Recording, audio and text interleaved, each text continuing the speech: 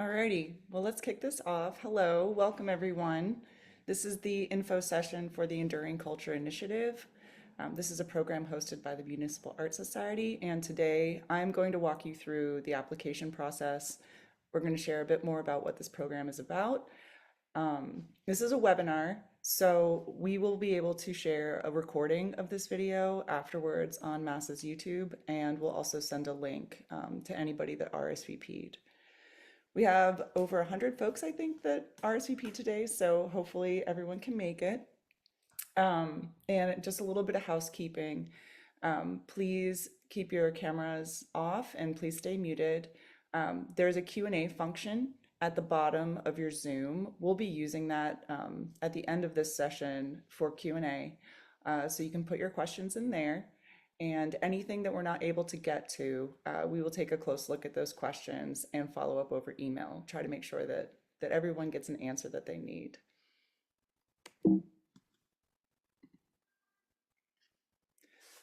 So like I mentioned, today we're going to go through the Community Partnerships Program and our call for community partners. We will go over the details of the application process, and we will have time at the end to answer your questions. My bad. So I am Lauren Gashinsky. I am the Community Partnerships Fellow with MAS. I am in the background helping to get this program together, helping to manage your applications, and answer any questions you have along the way. I'd like to introduce the team for Enduring Culture. Eduardo, if you're here, could you please introduce yourself? Hi, I'm Eduardo Carmelo Venuitia. I'm the research fellow for the Enduring Culture Initiative. And yeah. Great. Charlotte? Hi everyone, I'm Charlotte Boulanger. I'm the preservation intern, helping with the research that Eduardo is doing and more. Great. And is Rebecca here today with us? She's not here.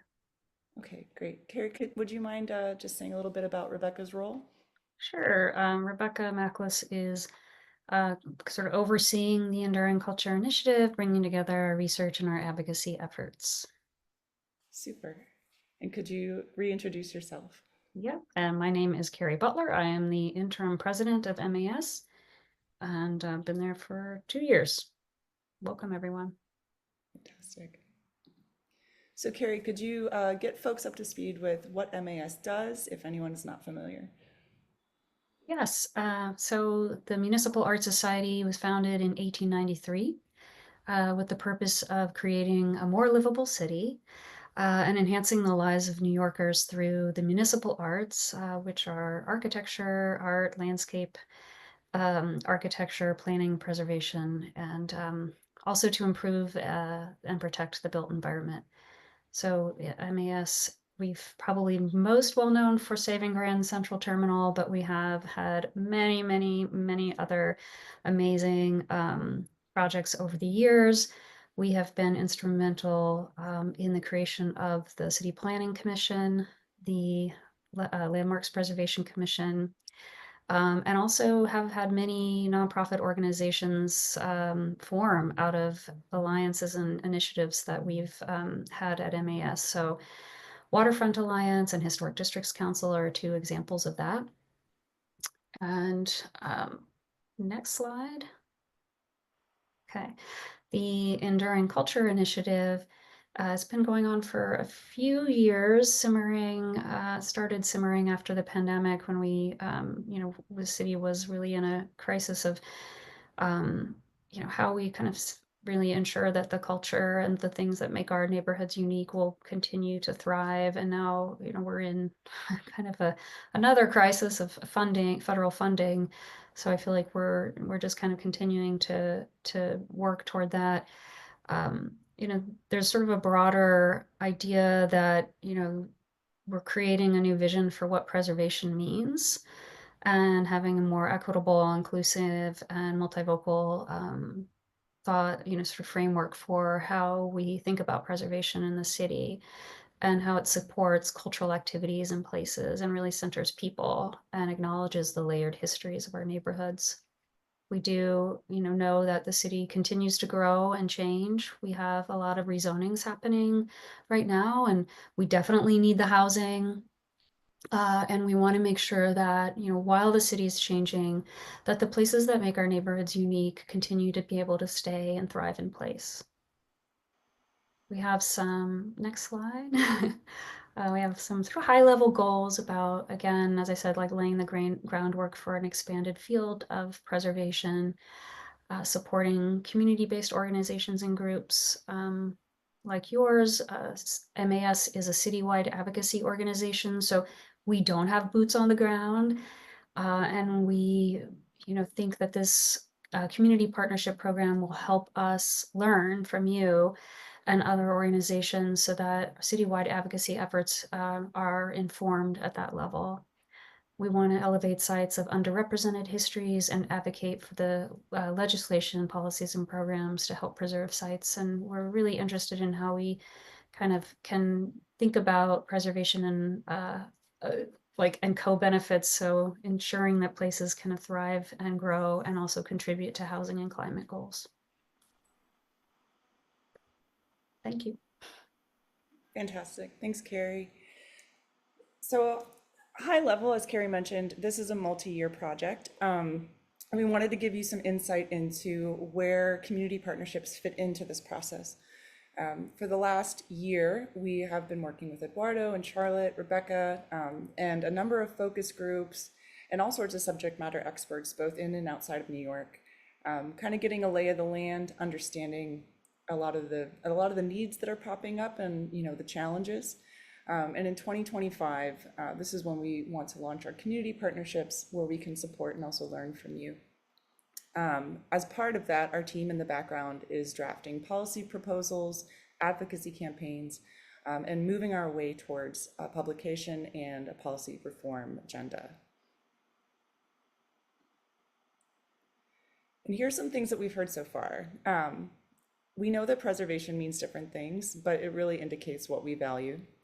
And this is tied to a position of power. We understand that there are different historical relationships to power, and this might be reflective of a lot of the challenges that we've come up against in New York when it comes to preserving, local culture in place. There's lots of different phrases that are used for preservation. It's a constantly evolving field. And terms like intangible culture, which might mean music or food, things that are outside of the aesthetics of a building, they're still tangible because they're tied to people and places. And we recognize that loaded terms exist, and a big part of this process is to develop new vocabulary with our partners and all the folks we're working with across New York to help advance the field. We've been doing all sorts of public events and activities around New York for the last year. These include large form panels and really intimate meetings and happy hours to get a really scaled understanding of what enduring culture and what preservation means to folks. And we also asked the public, where and what does enduring culture look like to you? And these are some of the feedback that we've gotten. A lot of folks see enduring culture in our parks and our green spaces and the activities that happen there. Folks see enduring culture in our locally owned small businesses and social spaces. They see it in our music venues and our cultural organizations, and then they continue to see it in the buildings and sites that are landmarked and preserved.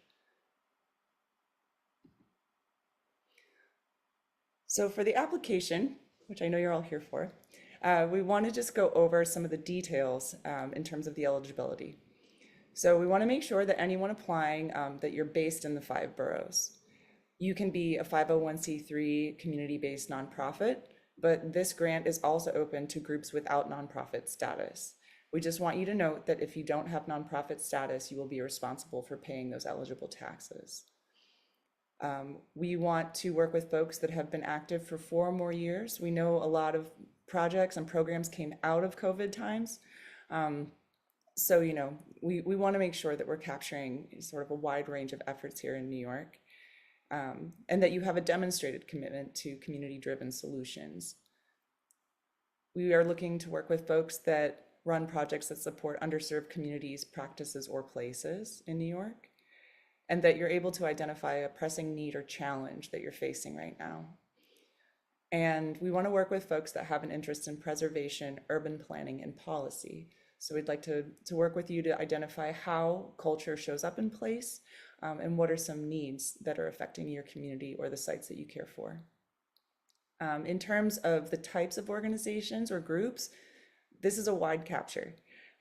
If you're a community organizer, if you're an arts and cultural group, if you are running a preservation project of some kind already, if you're a small business association, land stewardship groups, community historians, architects, designers, and really let us know. This, we might be missing a lot of people kind of in this list, but we are taking a wide range of applications.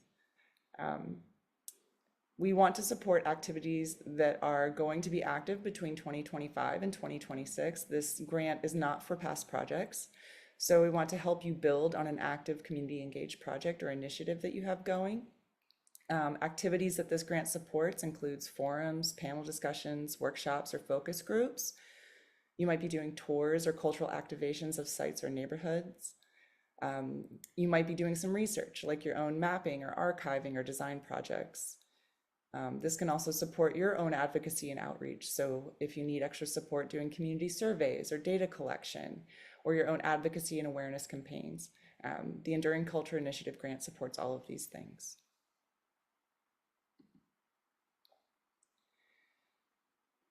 We have 7 seats, 7 grants available as part of this first initiative. So like I've mentioned, we're aiming to support your work. And as part of that, there's a number of ways that we do that outside of the grant. As part of the grant, you would receive a 2-year mass membership. That's about a $1,000 value. There's a lot of networking within our membership network. So we want that to be a soft and kind of enduring support system for you. This program also supports community partners directly through mentorship and training. We would kind of match make you depending on your needs with experts in preservation, policy, land use. That's where we want to get to learn from you about where you want to grow. And that would be through one-on-one mentorship hours and also peer learning sessions like workshops in the fall and spring. And at the same time, we want to promote the ongoing work that you're doing. We will work closely with you to understand your initiatives and help amplify those.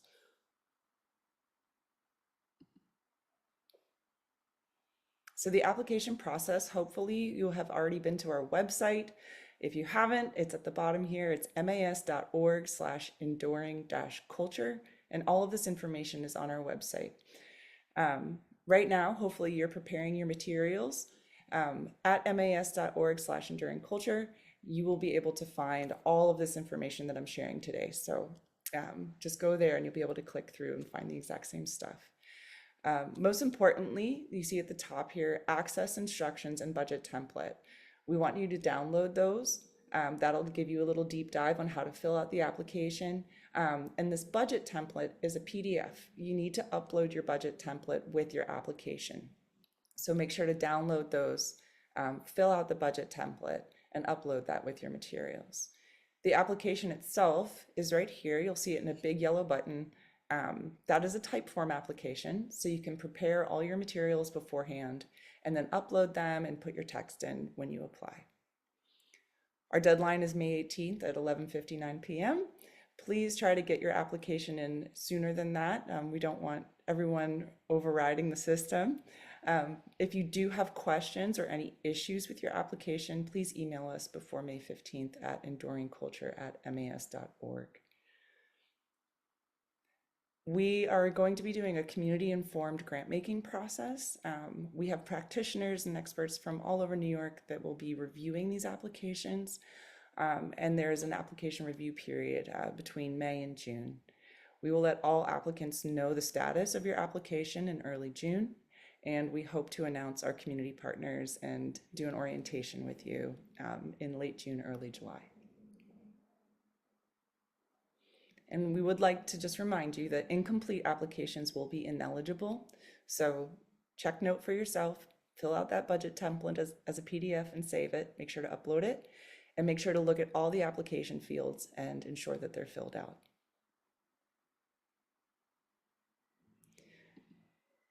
So here's a little sneak peek.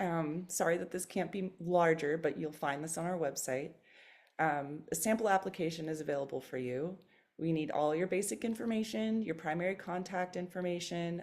If there's a lead for your group, please put one person's name in there and their contact info. Your incorporation status.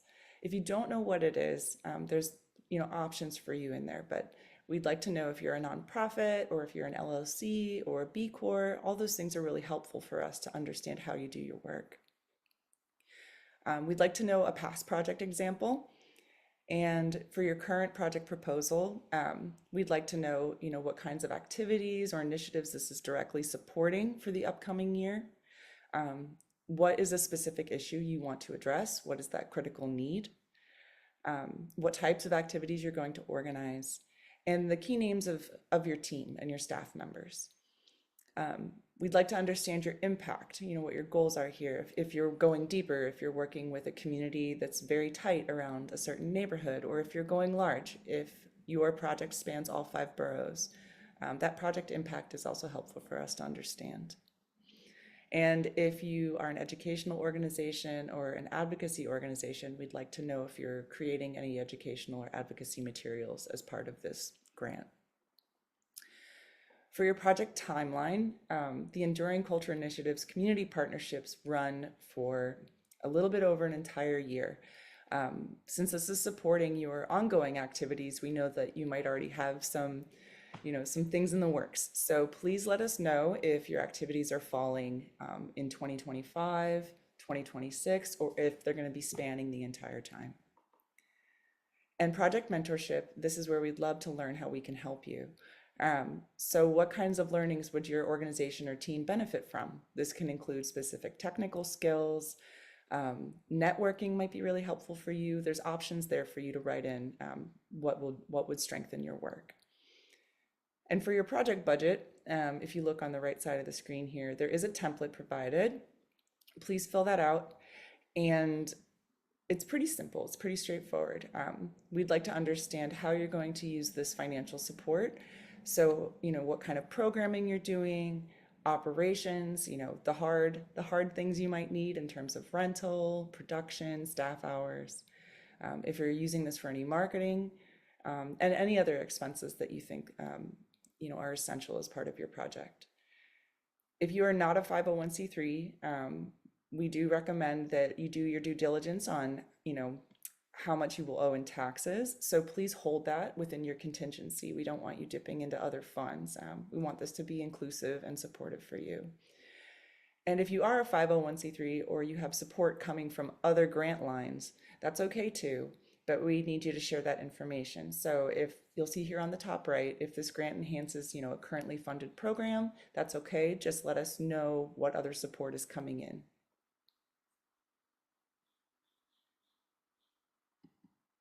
So we wanted to make sure that we left enough time to answer your questions.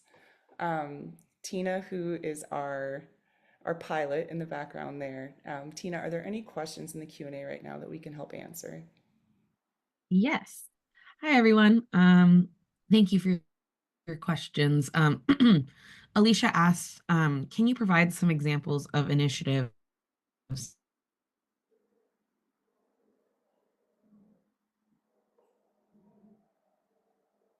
or groups? Thank you. Asking about similar initiatives. You broke up for me just a little bit. Carrie, were you able to hear that question? Yeah, she broke up for me too. The question, I can try to reiterate. It's, can you provide some examples of initiatives that have been funded in the past by arts and cultural groups? And the answer to that is that this is a new program. So this is really the first round, the first cohort. You could try to give some examples of, Lauren, that I know you mentioned some ideas in one of your first slides. Do you want to go into a little bit more of that? Sure.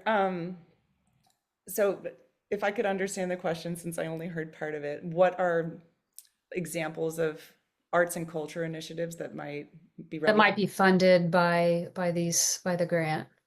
Sure. Well, something I'd like to reiterate is that this is about culture in place, right? So that can mean a lot of different things. So for example, if you are a performance group, but your work is out in the public sphere, like that there's a particular beach you love to do your performances at, that might be in threat, whether it's climate change or development. Um, that's okay. We want to know where you're showing up around New York, and help find the connection between, what you're doing, not only as a cultural practice, but where it shows up. There might be things about that beach where it needs certain help, it needs certain infrastructure support. We'd like to understand how projects connect back to place. So that hopefully is an example for you. If you're, let's say, I'll just jump on that idea, like if you're a small business, um, and you have been running for 50 years or 70 years, and there's something about the building that you're in, that is threatening to you keeping your business open, or there's something really special about that place, even if it hasn't been landmarked. These are all sorts of ways that you can find yourself within this program, as long as you can articulate, how your cultural work connects to place. And Lauren, I do want to mention like some of the ideas that we've heard about include like cultural asset mapping, programs that maybe include community workshops or programs that explore ideas and solutions for community preservation. We're not necessarily looking to fund projects that are specifically tied to landmarking a structure, or saving a structure, unless it's sort of tied to kind of larger cultural heritage and kind of intangible heritage, if that makes sense. Yeah, I think we recognize that, the process of landmarking is very involved, and this program is also about like expanding what preservation means. So there's lots of different resources that we're going to explore outside of landmarking as part of this process. So I don't Sorry know, that I broke up there. yeah, I don't know. I can kind of jump in since you seem to be breaking up, Tina. Okay, sorry about That's okay. So there's a question about, in terms of eligible organizations, can multiple organizations submit a combined application, for example, to address issues in the area or district, and can a community board apply? And the answer to both of those questions is yes, but I think if it's a multiple organizations, to choose one to actually be the receiver of the funds, and then they can dole them out. Yeah, and that would be, within your application, you can list that under like your partnerships, and then in the budget where it talks about, who's part of the team, it would be good for you to specify that if you're working with other partner organizations. Mhm. Are grant funds able to cover salary expenses for the program manager in charge of running the project? Yes, that would be under your staff line item in the budget. And is this a one-time grant? Will it be offered again next year? It is, we are hoping and we are doing our best to try to continue to raise funds so that we continue this program. Can a historic church 501c3 apply? I think so. We don't have any prohibition against religious organizations applying, do we, Lauren? I didn't hear you. Oh, Sorry. no, we don't. Oh, okay. Can a certain proportion of these funds go to our organization's overhead, rent, labor, staff? It can't go to rent, like capital, it has to go to operating expenses and activities. And if you have like a more specific question around that, if you want to email us and get on a more detailed call, we can chat with you about that. can a university apply? It has to be a community-based organization or group. Um, um, sorry, we have both a tour cultural activation project and a community surveys data collection project. Should we include both as part of our proposal or focus on one? I would include both.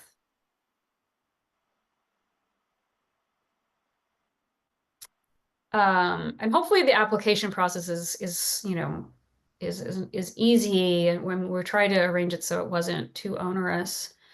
And do we would like to have consultation about saving a courthouse fountain. I think, yeah, Fanny, if you want to email us, maybe we could talk a little bit more about that project. It doesn't, I don't think that sounds like, you know, saving a fountain would be within the purview of this grant. But we can talk a little bit more about the specifics. And if we apply 1 year, do we qualify or another? I mean, again, it's a 1 year, I guess, or 1.5 year grant program, and we are trying very hard to be able to continue it, but people would need to reapply. Right. So yes, I think there you would qualify, but again, we have to work on continuing the program. And so an anonymous attendee approaching this grant from the idea of preserving cultural practices, traditional dances. Would this be something that is considered eligible? Yes, if it's tied to place. Right, Lauren? Yes, and obviously place, it's a very flexible word, right? But if you're based in New York, if you're based in New York and your project is active here, I would encourage you to apply and figure out a way to articulate that in terms of, you know, what are the histories that it's bringing with it? How does it show up in New York? And articulate, you know, what might be at risk of being lost? Like what kind of support specifically do you seek around that? And Lauren, is there an email address people can submit additional questions to? There's one person who said they were filling out the application and uploaded photographs and weren't sure if they were uploaded successfully. So maybe they could email us to just double check and make sure. Yep, yep. You can email us at enduringculture@mas.org. Great.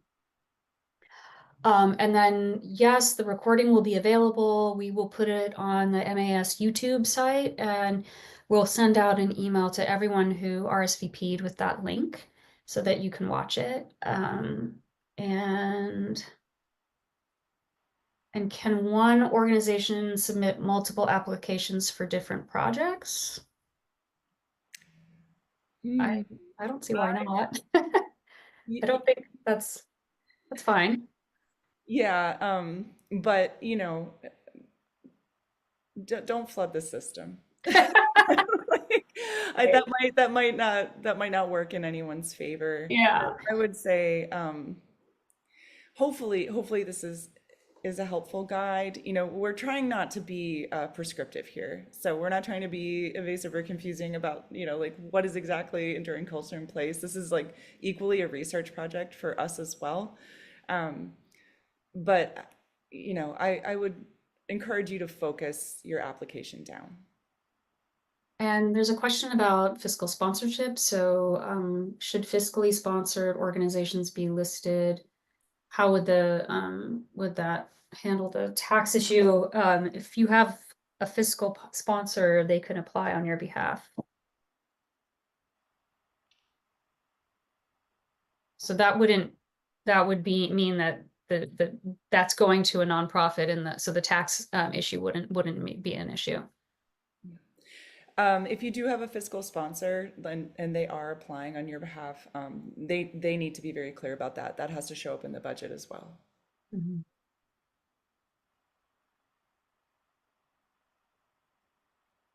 Okay, I don't see any other questions either in the chat or the Q&A. Did we Okay. miss anyone?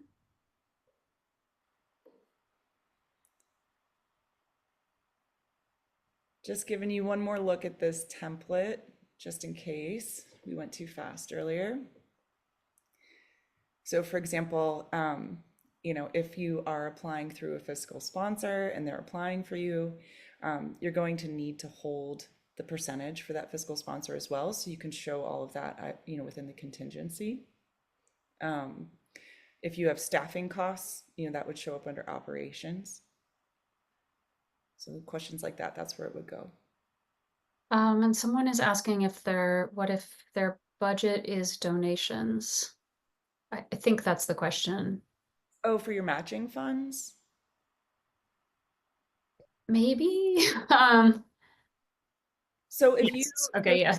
yeah, thanks. Like, so if you're currently taking donations that are going to support this program that you're applying for, right, your activities, it would be helpful to see that in the matching budget line Mhm. item.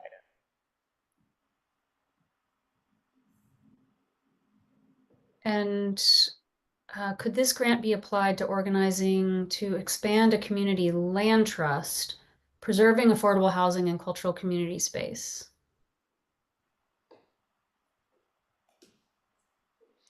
I don't see why not. I think that's the cool thing about enduring culture is that it's a pretty cyclical concept, right? Like we know that it shows up in homes, we know that it shows up in all sorts of spaces. So if there is something at the core of that for preserving the land trust, just make sure you articulate that. What is kind of the vision for enduring culture within this ecosystem, Mhm. and be very clear about like what the activities are that you're doing around that. And Lauren, can you talk about the matching funds requirement? Sure, matching funds are not required.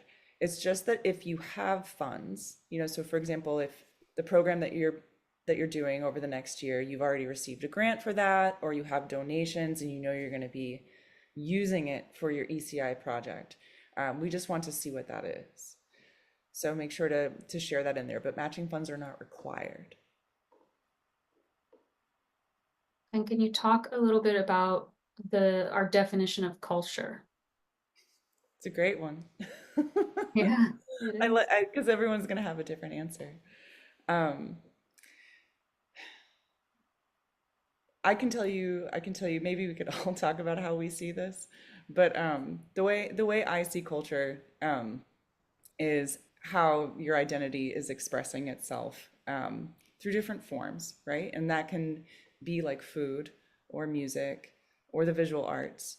I think culture has also shown up in New York in methods of care, in terms of caring for land. You've seen people do really creative things with empty plots of land. um, culture can show up like that as well.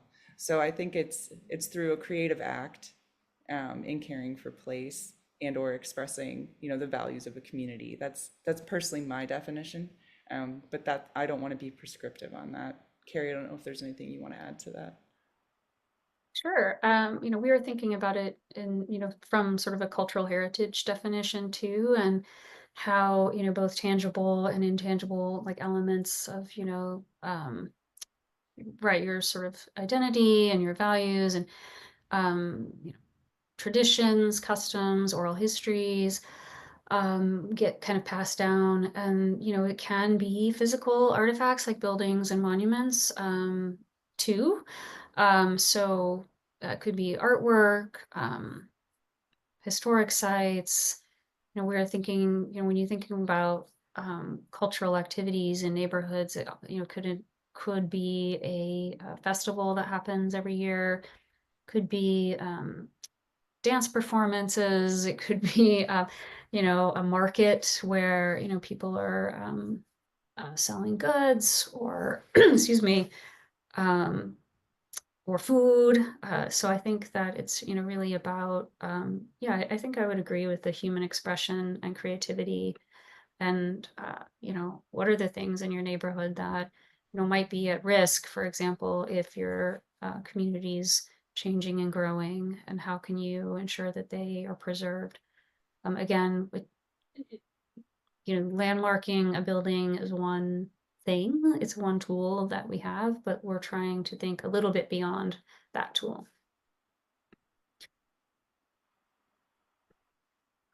So sorry, there's another. It's okay.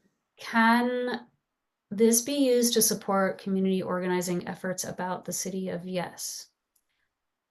If it's related to, preserving cultural heritage in place, yes. I'm with Friends of Abolition Place. We work to save 227 Duffield Street in downtown Brooklyn. We are focused on this space and nearby, but the city owns the property and not us.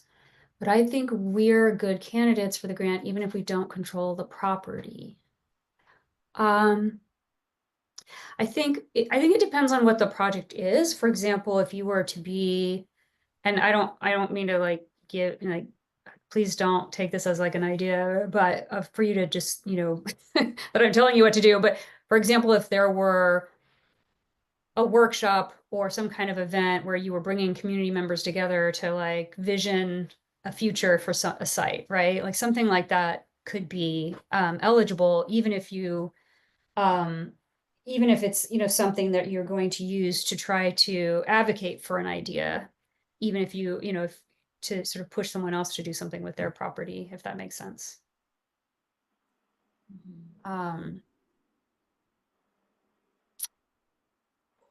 And it was unclear what you mentioned about landmarking. If a neighborhood is struggling to be landmarked at the moment, and there are a lot of efforts going on toward preservation of culture in the form of landmarking as one of the priorities, is that eligible?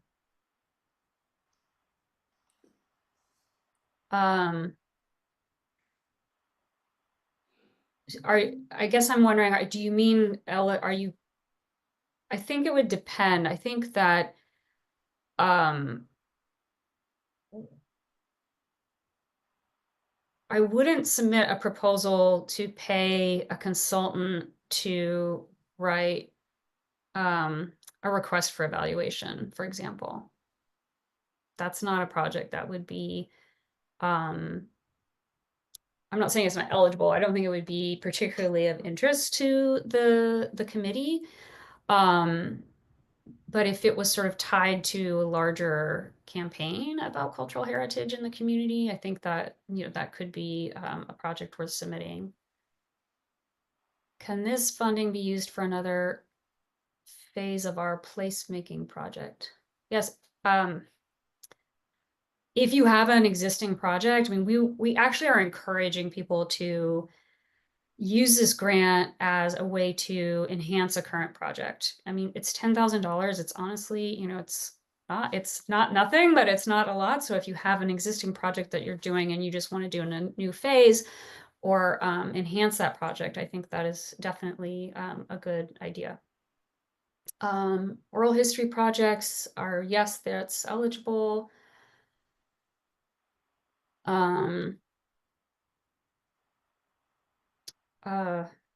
Sorry. If archival and historical expertise support our project, how much of the budget? I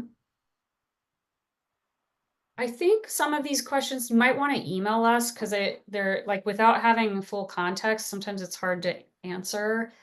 Like detail about like how much the budget or like specific, efforts for landmarking. And I'm just gonna go over to the Q&A. Sorry, the chat. Yes, we'll have, we are sending those forms, right, Lauren? The Which one? templates, aren't they on our website? The templates are on our website. Okay. Yeah, everything's there. Down here, if you go to mas.org/enduring-culture, And I'll just go back one slide here. You'll see in this blue box here, this is a screenshot of our website. You will see access instructions and budget template. You just click on that and you'll be able to download that packet.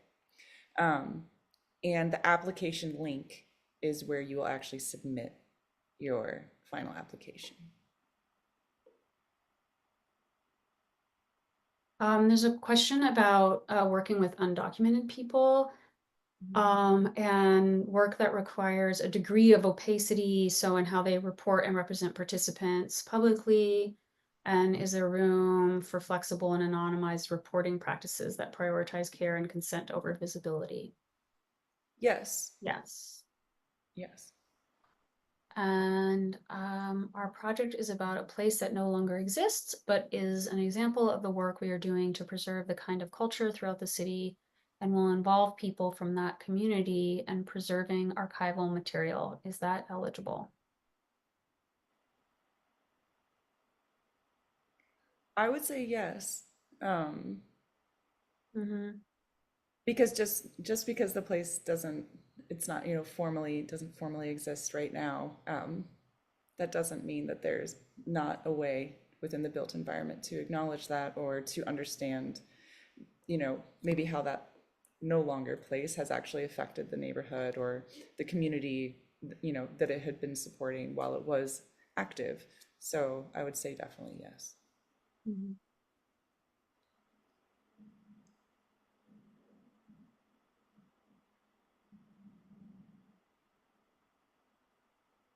Ooh, a lot of good questions, and hopefully we've answered them all, but we have a few more minutes. Mhm. Yeah, And of course, you can always email us if you want to sort of elaborate on some of the concerns or questions you have. definitely. And I'll just review one more time, the nuts and bolts of this. Go to mas.org/enduring-culture. Everything will be on that page. Prepare your materials beforehand. Make sure to fill out your budget template. You're going to have to upload that budget template with your application. Please make sure to get your apps in before the 11:59 p.m. deadline. We don't want to break the system, but if you have questions along the way, email us at enduringculture@mas.org.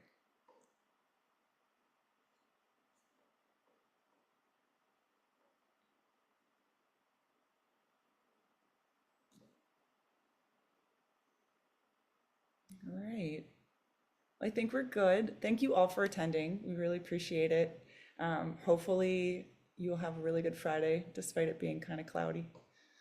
Hopefully you can get out this weekend too. Thank you everyone for attending. Thank you, Lauren, for leading the show. Of course. Thanks, Tina, for being the pilot. All right, everybody, we're going to sign off. Have a great weekend.